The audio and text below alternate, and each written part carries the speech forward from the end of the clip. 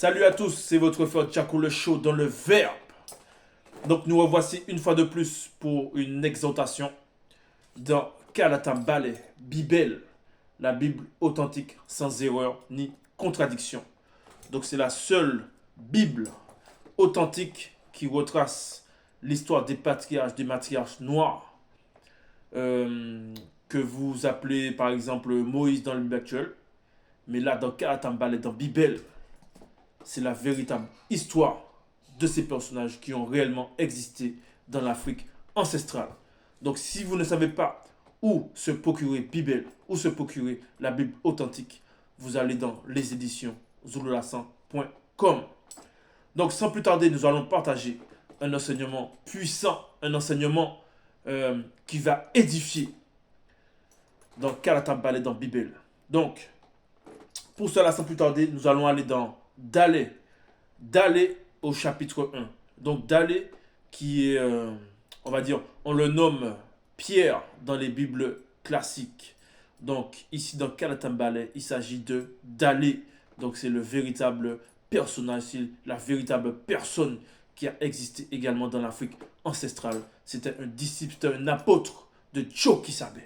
Comme vous pouvez le voir sur ce t-shirt, ce magnifique t-shirt avec le nom Tchokisabé, qui est le premier-né de la création, qui est le Christ, également noir. Donc, d'aller chapitre 1 au verset 16. Nous allons aller dans d'aller au chapitre 1 au verset 16. Et le titre de ce chapitre, c'est Appel à vivre saintement. Donc, appel à vivre saintement. Dans l'histoire de l'humanité, dans l'histoire des sociétés, il y a toujours eu un appel. Soit un appel pour aller faire la guerre, soit un appel pour une mobilisation. Forcément, il y a toujours un appel. Ici, on va évoquer, en tout cas d'aller à son époque, il avait déjà parlé de ça. Et il l'exhortait, il l'appelait à vivre saintement selon le verbe. Parce que beaucoup de religions prônent, on va dire, voilà, qu'il faut vivre bien, qu'il faut vivre, qu'il ne faut pas faire de bêtises, etc. Mais ils ne vont jamais vous expliquer comment vivre saintement. Il n'y a que dans le verbe, il n'y a que le verbe qui peut produire, qui peut changer quelqu'un réellement. Donc nous allons parler de ce sujet, nous allons parler de ce thème. Dans le chapitre 1 au verset 16. C'est pourquoi, virgule, tenez-vous prêts à agir. Donc, Dalé recommande qu'il faut être prêt à agir. Et il explique pourquoi. C'est pourquoi tenez-vous prêt à agir. Gardez votre esprit en éveil. Gardez votre esprit en éveil. Donc il ne faut pas s'endormir. Bien au contraire, il faut rester actif. Il ne faut pas s'endormir ou se laisser endormir spirituellement. Il faut garder son esprit en éveil. Donc garder son esprit en éveil, c'est être actif spirituellement. Que ce soit dans la prière, que ce soit dans la méditation, que ce soit dans l'enseignement, que ce soit dans l'exhortation, il faut rester éveillé spirituellement. Mettez toute votre espérance dans le don qui vous sera accordé quand Tchokisabé et le deuxième apparaîtront spirituellement avec quelques-unes de leurs saintes entités dans la condition du non visible qu'après la grande consommation. Qu'après la grande consommation. Donc, ceux qui croient en l'Oba par son verbe. Ceux qui dans le temps passé, comme dans le temps présent, qui obéissent au verbe, qui obéissent aux lois du verbe, auront un don accordé après la grande consommation. Donc, ne pense pas comme ces chrétiens actuellement, comme ces croyants qui s'auto-persuadent en disant Dieu m'aime comme je suis, avec mes défauts. Non, il ne faut pas penser comme ça. Ça, c'est une fausse doctrine. Ça, c'est une fausse doctrine de penser comme ça. Et c'est une fausse doctrine de croire à cela. L'espérance qu'il faut avoir, ça doit être conforme à la vérité. Ça doit être conforme à la vérité, ça doit être conforme au verbe. Et il y a des conditions pour cela. Et nous allons voir ces conditions. Nous allons voir ces conditions. Verset 17, voici les conditions. Obéissez au verbe de Loba. Donc, on nous dit ici, obéissez au verbe de Loba. Donc, ça, c'est la première condition. Donc, ce passage, ça détruit, ça extermine toutes les fausses doctrines, toutes les idées reçues des chrétiens, des croyants qui disent, peu importe ce que je fais, Dieu m'aime comme je suis, etc. Vous voyez, ce passage-là, ça détruit, ça annihile cette fausse doctrine qui est de dire, oui, Dieu m'aime comme ça, etc. Ça, c'est votre Dieu à vous. Ça, c'est votre idole qui aime ça, qui est comme ça. Mais dans le verbe, il n'y a pas de... Non, il n'y a pas de compromis. Il n'y a pas de... Non.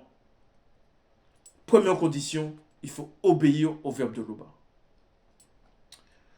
Donc, stop. Là, on dit stop. Premièrement, on dit qu'il faut obéir au verbe de Loba. Donc, tu mens, tu n'es pas en règle. Tu triches, tu n'es pas en règle. Tu insultes, tu n'es pas en règle. Tu as une mauvaise pensée, tu n'es pas en règle.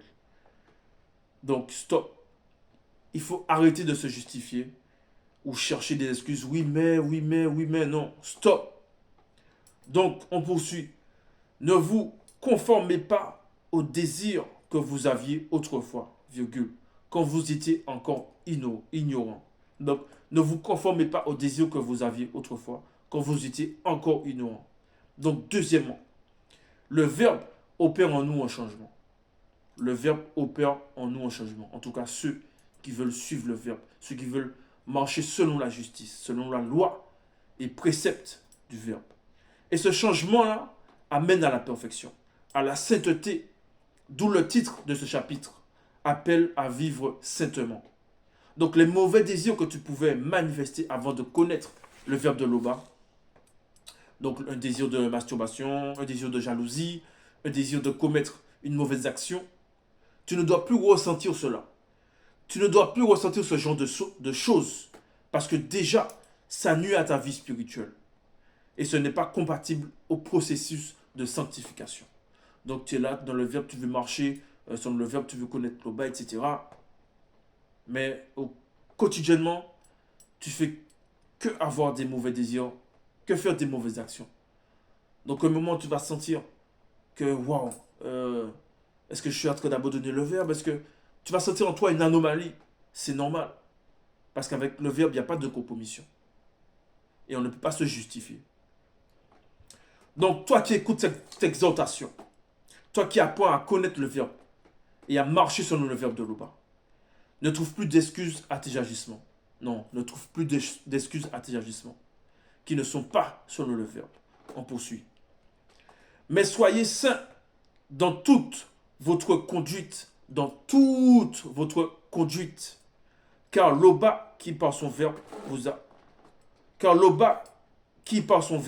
vous a établi est au-delà de la sainteté. Waouh. Donc Loba est au-delà de la sainteté. Donc si toi tu te considères comme un Mouna Loba, c'est-à-dire un enfant de Loba, par son verbe, ça doit être naturel de vouloir être sanctifié. Parce que Loba est au-delà de la sanctification. Loba est au-delà de la sainteté. Voilà. Loba est au-delà de la sainteté. C'est la base. Parce que tout ce que Loba a manifesté par la manifestation de sa volonté est parfait, est saint. Vous voyez? Donc c'est normal pour quelqu'un qui aspire à être un enfant de Loba, à être un Mouna Loba.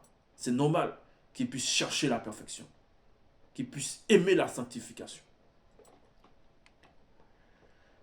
On poursuit au verset 19. En effet, virgule, Mouta dit entre parenthèses, l'entité avec un E majuscule, déclare par Boussi, soyez saints, car Tété, votre Loba, est au-delà de la sainteté. Donc même Boussi a dû prononcer ces phrases pour le peuple. Il a dû exhorter le peuple en disant cette phrase-là. Soyez saints, car Tété, votre Loba, est au-delà de la sainteté. Donc pour rappel, Boussi, dans les Bibles classiques, on l'appelle Moïse. Mais ici, c'est Boussi dans la vérité. Verset 20.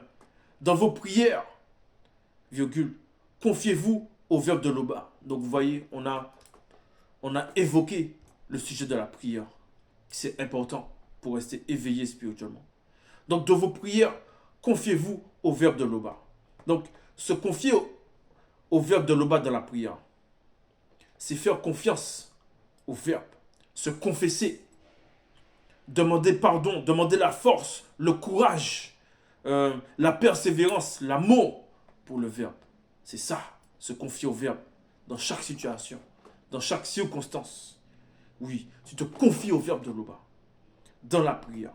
Ce n'est pas quand ça va mal seulement qu'il faut dire, voilà, qu'il faut se souvenir que le verbe est là. Ce n'est pas quand tout va mal, quand ça va mal, qu'il faut se souvenir que le verbe est là. Non. Et puis quand ça va bien, voilà, on se souvient que le verbe il est là. Non. C'est pas comme ça que ça se passe. Tout va mal, là, on sait où le verbe, on sait comment on fait pour obtenir de l'aide. Ah ouais, on cherche le verbe à tout prix. Et quand tout va bien, allez, on passe à autre chose. Non, c'est pas comme ça dans la spiritualité, c'est pas comme ça dans le verbe. Donc, il est dit ici, dans vos prières, confiez-vous au verbe de l'Oba, qui lui aussi juge tous les hommes avec impartialité, selon ce que chacun a fait. Donc, lui aussi juge tous les hommes avec impartialité. Donc, le verbe juge tous les hommes avec impartialité, selon ce que chacun a fait. Donc, là encore, ça prouve encore que nous n'avons pas d'excuses. Nous n'avons pas d'excuses. Verset 21. C'est pourquoi, durant le temps qu'il vous reste à passer dans le visible, donc le visible, c'est cette réalité. C'est dans le monde dans lequel on vit actuellement. Donc c'est pourquoi, durant le temps qu'il vous reste à passer dans le visible, que votre conduite témoigne du respect que vous avez pour lui. Donc tu ne sais pas combien de temps il te reste à passer dans cette réalité, à passer dans ce monde. Demain, tu peux t'en aller. Demain, je peux m'en aller. Après-demain, dans 10 ans, dans 20 ans, on peut s'en aller. On ne sait pas. Peu importe, ta conduite doit témoigner du respect que tu as pour l'Oba, que tu as pour le verbe. Ta conduite, c'est-à-dire le comportement, ton attitude, même l'habillement, ça joue beaucoup. L'hygiène, que ce soit corporelle, l'hygiène de vie, ça compte également. C'est ça ce qu'on appelle la conduite.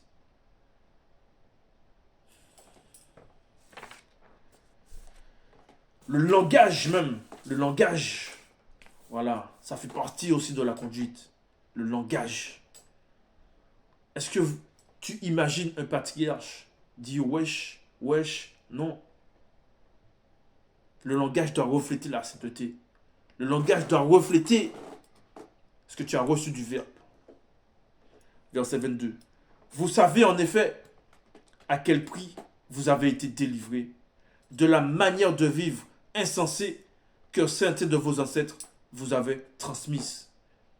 Donc, il y a des ancêtres, on ne va pas dire les ancêtres jusqu'au patriarche initié, mais on va parler plutôt des ancêtres qui nous ont transmis des choses avant qu'on connaisse le verbe. Comme par exemple, on va prendre l'exemple aux Antilles du carnaval. Donc on est petit, nos parents nous emmènent au carnaval, c'est la débauche, c'est n'importe quoi, vous voyez. Donc, il y en a d'autres, c'est l'alcoolisme, il y en a d'autres, c'est le tabagisme. Vous voyez, il y a plein de choses. Il y a même des enfants qui apprennent à insulter parce qu'ils voient leurs parents insulter. Ils voient, parce que c'est déjà dans la famille, c'est une famille de vagabonds. Donc, génération en génération, ça reste des vagabonds.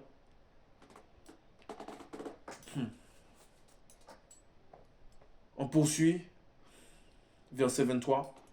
Ce ne fut pas au moyen de choses périssables comme l'argent ou l'or. Non. Donc le verbe ne nous a pas délivrés avec de l'or, avec de l'argent, avec des bijoux, des diamants, des pierres précieuses. Non. Ce ne fut pas au moyen de choses périssables comme l'argent ou l'or. Non. Vous avez été délivrés par Mutatiti. Donc, Mutatiti, c'est l'entité avec un E majuscule.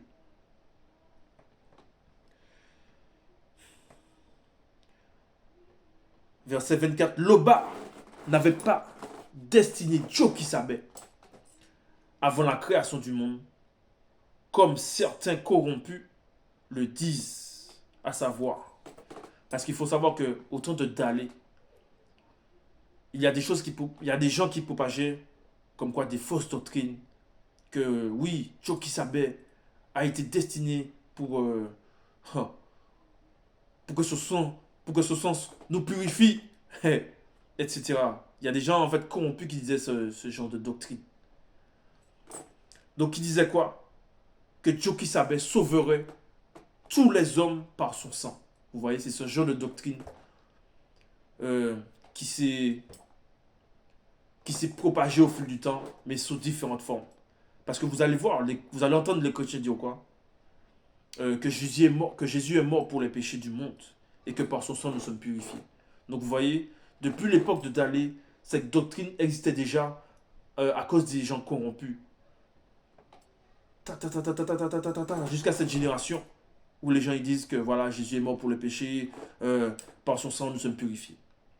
J'invoque le sang de Jésus, en lui nous obtenons le salut de nos péchés.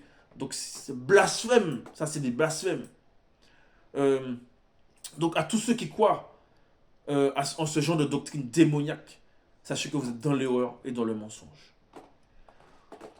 Vous, donc verset 25, vous, donc il parle de ceux qui marchent selon le verbe, qui n'ont pas été corrompus, qui n'ont pas été touchés par cette fausse doctrine qui dit que voilà, Tchokisabe sauverait tous les hommes par son sang. Donc il s'adresse à ce groupe de personnes qui marchent selon le verbe. Vous, donc toi qui me regardes, tu es concerné également. Si tu marches selon le verbe, donc toi, vous êtes purifiés en obéissant au verbe qui est la vérité. Donc qui est la vérité avec un V majuscule. Donc c'est en obéissant au verbe que nous sommes purifiés. Et non par le sang de qui que ce soit. Que ce soit animal ou toute autre chose. Vous allez voir les gens qui font les sacrifices pour expier les péchés, etc. Ça ne sert à rien. Ça ne sert à rien. C'est l'obéissance du verbe qui purifie. On poursuit. Vous êtes purifiés en obéissant au verbe qui est la vérité, avec un V majuscule, pour vous aimer sincèrement comme des frères et sœurs. Aimez-vous donc ardemment les uns les autres d'un cœur pur. Parce qu'il n'y a que dans le verbe où vous allez voir des gens qui ne se sont jamais vus, jamais rencontrés. Quel que soit dans le monde. Mais malgré ça, ils arrivent à se connaître. Malgré ça, ils arrivent à se connaître. Il n'y a que dans le verbe qu'on peut voir ce genre de choses. Vous allez voir, il y a des frères en Tanzanie. On est là en conférence. Voilà, on partage des choses. Et on s'aime selon le verbe. Parce que chacun connaît sa position, chacun connaît sa place. Vous voyez? Il n'y a que dans le verbe qu'on peut vivre ce genre d'expérience, vivre ce genre de choses. Verset 26. En effet, vous êtes nés de nouveau, non de père mortel, mais grâce à une semence immortelle, grâce à la parole vivante de l'Oba. Donc, pareil pour vos soi-disant baptêmes à la rivière, à la mer, tout ça c'est de la supercherie. Parce que la preuve, les gens là qui font ce genre de choses, les gens là qui ont accepté de faire ça, les gens même qui ont pu avoir un quelconque baptême, ne changent pas. Au contraire, on a l'impression qu'ils deviennent de pire en pire. Donc, toi qui me regardes, fais quand même une introspection. Regarde comment ton existence elle a changé depuis que tu apprends à connaître le verbe. Depuis que tu apprends à connaître l'Oba par son verbe. Fais l'introspection et regarde comment tu as changé. Regarde comment tu as abandonné certaines choses pour l'amour du verbe. Regarde comment le verbe t'a donné la force d'abandonner certaines pratiques qui n'étaient pas selon le verbe. Tu vois? Tu verras qu'il n'y a pas match si tu es sincère dans ta marche. verset 27, et on finit avec ce verset. Le verbe de Loba demeure pour toujours. Or, cette parole est celle de la bonne nouvelle qui vous a été annoncée.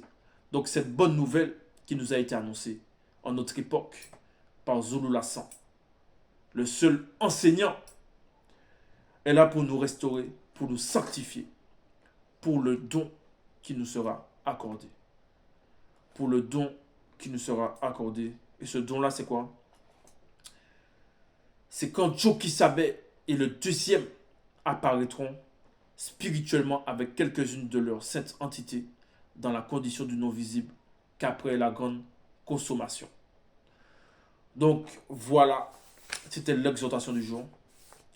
Et comme on a vu aujourd'hui, il faut rester éveillé spirituellement. Il faut rester connecté. Il faut rester connecté parce qu'il faut toujours être prêt à agir. Il faut rester connecté. Parce que souvent, une circonstance arrive, on n'était pas prêt, on est surpris et hop, voilà, la situation s'est empirée, la situation nous a échappé, on n'a plus le contrôle. Donc c'est la raison pour laquelle il y a les exhortations, il y a les enseignements, les lives, les églises de maison.